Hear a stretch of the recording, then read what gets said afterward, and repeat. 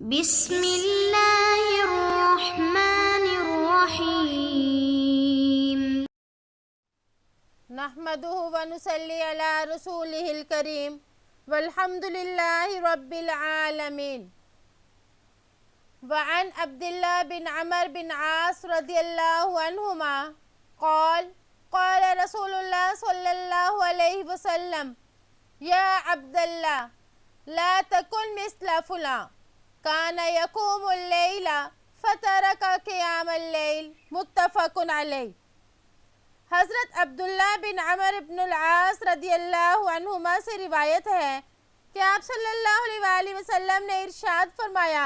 اے عبداللہ تو فلاں شخص کی طرح نہ ہونا، وہ رات کو قیام کرتا تھا پھر اس نے رات کو عبادت کے لیے اٹھنا چھوڑ دیا. تو اس میں آپ صلی اللہ علیہ وآلہ وسلم نے فلاں شخص کی طرح نہ ہو جانا یہ فرمایا ہے، لیکن ان کا نام نہیں لیا.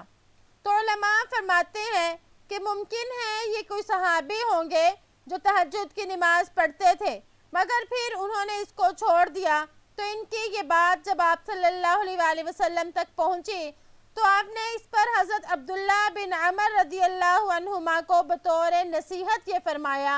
کہ تم اس کی طرح نہ ہو جانا. تو اس سے یہ معلوم ہوا کہ آدمی کسی عمل کو نہیں کرتا یہ بھی اچھا نہیں ہے، اور اس سے بھی زیادہ برا یہ ہے کہ کسی نیک عمل کو کرنے کے بعد پھر اس کو چھوڑ دیا جائے.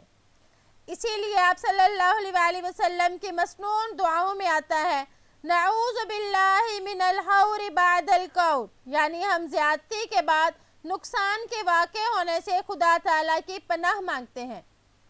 تو اس سے معلوم ہوا کہ تہجد کا پڑھنا بہت فضیلت والا عمل ہے اور تہجد پڑھنے کے بعد چھوڑنی نہیں چاہیے، یعنی اس پر دوام کرنا چاہیے، اس کو چھوڑنا نہیں چاہیے. تو اس میں یہ نہیں کہ کبھی کبھی اگر اچانک چھوٹ گئے تو اس کی تو خیر ہے، مطلب اس بات کا معمول نہیں بنا لینا چاہیے کہ اب ہم سوتے ہی رہیں اور تہجد کو بالکل ہی چھوڑ دیں. وعن ابن مسعود رضی اللہ عنہ قال ذکر عند النبی صلی اللہ علیہ وسلم رجل نام لیلة حتى اصبح قال ذاك رجل بال الشیطان فی اذنی او قال فی اذنی. حضرت ابن مسعود رضی اللہ عنہ سے روایت ہے کہ آپ صلی اللہ علیہ وآلہ وسلم کے پاس ایک آدمی کا ذکر کیا گیا کہ وہ رات کو صبح ہونے تک سویا رہا. تو آپ صلی اللہ علیہ وآلہ وسلم نے ارشاد فرمایا یہ آدمی وہ ہے جس کے کانوں میں شیطان نے پیشاب کر دیا، یا فرمایا اس کے کان میں، یعنی راوی کو شک ہے اذنی کا لفظ بولا یا اذن کا لفظ بولا تھا. بہرحال اس میں یہ بتایا گیا کہ وہ شخص صبح تک سوتا رہا. تو بعض علماء فرماتے ہیں کہ اس سے مراد یہ ہے کہ اس نے نماز تہجد نہیں پڑھی، پوری رات سویا رہا. اور بعض یہ فرماتے ہیں کہ اس سے مراد وہ شخص ہے کہ اس نے نماز فجر بھی نہیں پڑھی تھی، یعنی فجر نہیں پڑھی اور سویا رہا. تو اس کے بارے میں آپ صلی اللہ علیہ وآلہ وسلم نے فرمایا کہ شیطان اس کے کان میں پیشاب کر دیتا ہے. تو اس کو حقیقت پر محمول کیا جائے گا یا یہ کنایا ہے؟ بعض حضرات نے فرمایا کہ یہ حقیقت پر محمول ہے.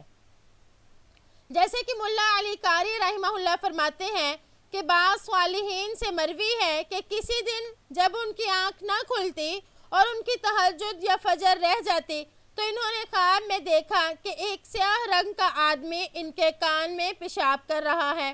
اور بعض حضرات یہ فرماتے ہیں کہ یہ کنایا ہے کہ شیطان اس شخص کو ذلیل اور حقیر سمجھتا ہے، کیونکہ جس چیز کو آدمی ذلیل اور حقیر سمجھتا ہے تو اس پر پیشاب کر دیتا ہے. تو ایسے ہی شیطان نے اس کو کمتر سمجھا، حقیر سمجھا اور اس کے کان میں پیشاب کر دیا. وعن ابی ہریرہ رضی اللہ عنہ ان رسول اللہ صلی اللہ علیہ وسلم قال يعقد الشيطان على كافية رأس أحدكم إذا هو نام 3 عقد يضرب على كل عقدة عليك ليل طويل فارقد فإن استيقظ فذكر الله تعالى إن حلت عقدة فإن توضأ إن حلت عقدة فإن صلى إن حلت عقدة فأصبح نشيطا طيب النفس وإلا أصبح خبيث النفس كسلان متفق علیہ خافیۃ الراس آخر۔ حضرت ابو ہریرہ رضی اللہ عنہ سے روایت ہے کہ آپ صلی اللہ علیہ وآلہ وسلم نے ارشاد فرمایا کہ شیطان تم میں سے ہر ایک کی گدی پر جب وہ سوتا ہے تو 3 گرہیں لگا دیتا ہے، ہر گرہ پر وہ منتر پڑھتا ہے کہ تیرے لیے رات بہت لمبی ہے بس خوب سو۔ اگر وہ بیدار ہو کر اللہ کا ذکر کرتا ہے تو ایک گرہ کھل جاتی ہے، پھر اگر وہ وضو بھی کر لے تو ایک اور گرہ کھل جاتی ہے، پھر اگر اس نے نماز بھی پڑھی تو تمام گرہیں کھل جاتی ہیں، اور وہ صبح اس حال میں کرتا ہے کہ وہ حشاش بشاش اور پاکیزہ نفس ہوتا ہے، ورنہ اس کی صبح اس حال میں ہوتی ہے کہ وہ بدمزاج اور سست ہوتا ہے۔ قافیۃ الراس سے مراد سر کا پچھلا حصہ ہے یعنی گدی۔ تو شیطان کے بارے میں آپ صلی اللہ علیہ وسلم نے فرمایا کہ وہ انسانوں کی گدی پر گرہ لگا دیتا ہے۔ تو گرہ سے مراد حقیقتاً گرہ لگانا ہے یا پھر یہ کنایا ہے؟ بعض علماء یہ فرماتے ہیں کہ یہ کنایا ہے سستی سے، اور بعض یہ فرماتے ہیں کہ اس گرہ لگانے سے مراد یہ ہے کہ شیطان اسے اپنے قابو میں کر لیتا ہے، یعنی اس کو رات کی عبادت سے روکتا ہے۔ تو مقصد یہ ہے کہ اس گرہ لگانے سے شیطان آدمی کو اس کا جو اصل مقصد تھا عبادت والا وہ اس سے روک دیتا ہے۔ فَأَصْبَحَ نَشِيطًا طَيِّبَ النَّفْسِ، اس میں آپ صلی اللہ علیہ وآلہ وسلم نے اس شخص کے بارے میں فرمایا جس نے تینوں گرہیں کھولی کہ وہ کیسا ہوگا۔ وہ صبح حشاش بشاش اور پاکیزہ نفس کے ساتھ صبح کرتا ہے۔ مطلب یہ کہ جو شخص شیطان کے فریب میں نہیں آیا اور اس نے نماز پڑھ لی، اللہ کا ذکر وغیرہ کیا، تو اس کی وجہ سے اس کا تمام دن اللہ کی رحمت کے ساتھ گزرتا ہے، اور دن بھر وہ بشاشت کے ساتھ رہتا ہے، اور اس کے تمام کاموں میں اللہ تعالیٰ کی مدد ہوتی ہے۔ اس کے برخلاف جو شخص شیطان کے مکر میں پھنس جاتا ہے تو اس کا دن پھر غفلت اور سستی کے ساتھ گزرتا ہے، اور دن بھر کے کام کاج میں بھی اسے کوئی خاص کامیابی نہیں ملتی۔ تو اس سے معلوم ہوا کہ نماز تہجد اور فجر جو ہماری دنیاوی اعتبار سے بھی ہمارے لیے فائدہ مند ہے اور آخرت کے اعتبار سے بھی، یعنی اللہ تعالیٰ آخرت میں بھی اس کا اجر و ثواب دیتے ہیں، اور اسی طرح دنیا میں بھی اس بندے کے لیے رحمتیں اور برکتیں نازل فرماتے ہیں، اس کے تمام کاموں میں اپنی مدد فرماتے ہیں۔ وعن عبد اللہ بن سلام رضی اللہ عنہ ان النبی صلی اللہ علیہ وسلم قال ایھا الناس افشوا السلام واطعموا الطعام وصلوا باللیل والناس نیام تدخل الجنة بسلام رواہ ترمذی وقال حدیث حسن صحیح۔ حضرت عبداللہ بن سلام رضی اللہ عنہ روایت کرتے ہیں کہ نبی کریم صلی اللہ علیہ وآلہ وسلم نے ارشاد فرمایا، اے لوگو سلام کو پھیلاؤ،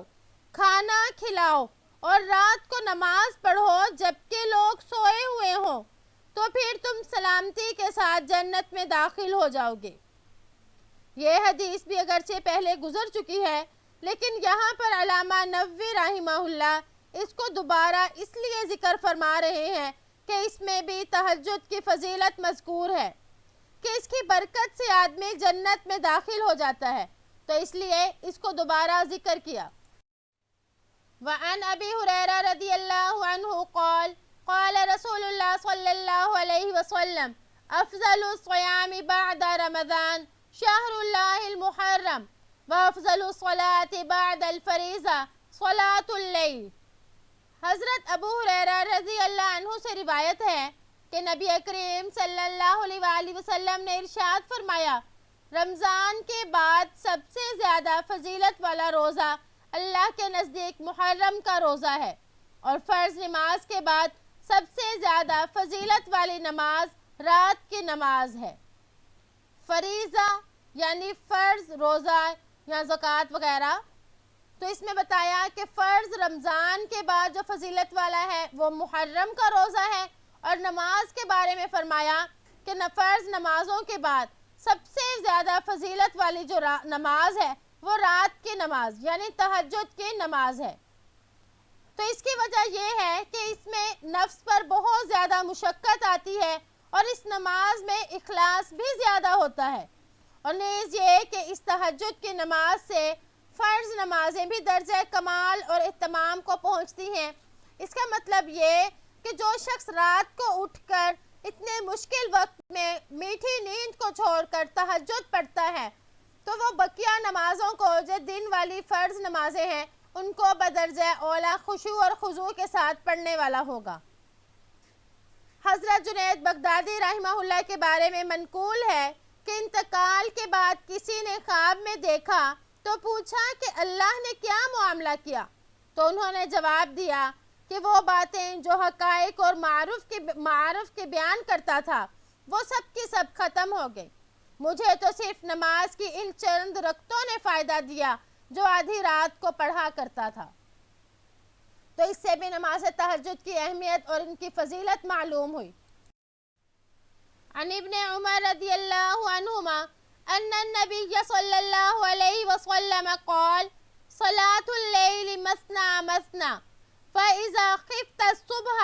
فأوتر بواحدہ، متفق علیہ۔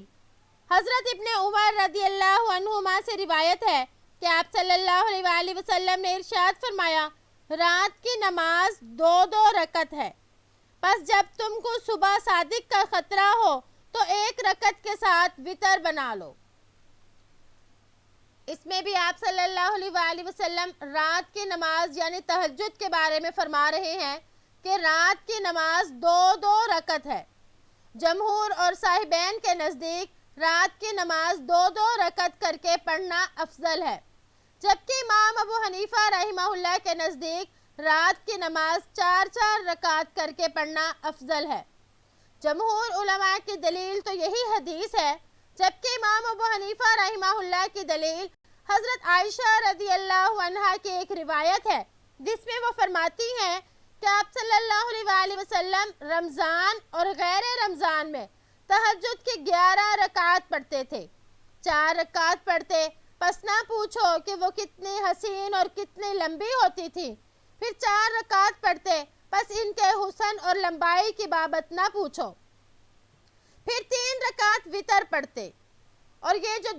2 کر کے یا 4 کر کے پڑھنا ہے اس کی افضلیت میں اختلاف ہے، یعنی خواہ 2 رکعت کر کے پڑھ لی جائے یا 4 پڑھ لی جائیں، دونوں ہی طرح ہو جاتی ہے، لیکن اختلاف افضلیت میں ہے کہ افضل عمل کیا ہے۔ اگر کوئی 4 رکعت پڑھے یا 2 رکعت سب کے نزدیک جائز ہو جائیں گی۔ پھر فرمایا فَأَوْتِرْ بِوَاحِدَةٍ یعنی 1 رکعت کے ساتھ تہجد کی 2 رکعت کو ملا کر 3 رکعت کر کے وتر بنا لو۔ تو اس کا یہ مطلب نہیں کہ وتر کی صرف 1 رکعت منفرد پڑھی جاتی ہے، بلکہ مطلب یہ ہے کہ 2 کے ساتھ 1 ملا لو، تو اس سے مراد وتر کی 3 رکعات ہیں۔ تو اس سے ہمیں نماز تہجد کی فضیلت بھی معلوم ہوئی کہ نماز تہجد کے پڑھنے کا طریقہ معلوم ہوا کہ آپ صلی اللہ علیہ وآلہ وسلم نے مثنیٰ مثنیٰ فرمایا، اور امام ابو حنیفہ کے نزدیک جو ہے وہ 4 کر کے ہے۔ اور اس کے علاوہ ہمیں یہ بھی معلوم ہوا کہ نماز وتر کی جو جگہ ہے یعنی نماز وتر کا افضل جو محل ہے پڑھنے کا وہ نماز تہجد کے بعد ہے، یعنی وتروں کو تہجد کے بعد پڑھا جائے۔ تو اس اللہ تعالیٰ سے دعا ہے کہ ہمیں اللہ تعالیٰ نماز تہجد پڑھنے کی توفیق عطا فرمائے تاکہ ہم بھی رات کے قیام کی جو فضیلتیں ہیں وہ حاصل کر سکیں۔ امید ہے کہ آپ کو آج کا سبق سمجھ آ گیا ہوگا۔ السلام علیکم ورحمۃ اللہ وبرکاتہ۔